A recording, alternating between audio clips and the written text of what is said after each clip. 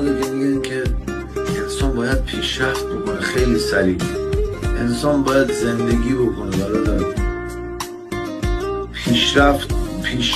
پیشرفت فقط در زندگی میشه حسرت.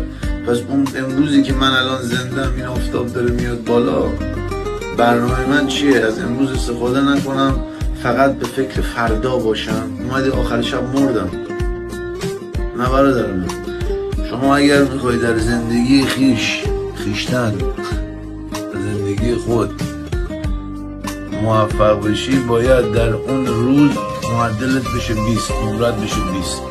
حالا میخوای، چون خیلی ها رو میبینم با اینکه در رابطه هستن، همش در همون که با اون تو رابطه هم فکر اینن که بعدن من برم با اون، بعدن من اون کارو بکنم. نه برادر، لذت از زندگی رو برای هیچ خبری درش نیست، هیچ.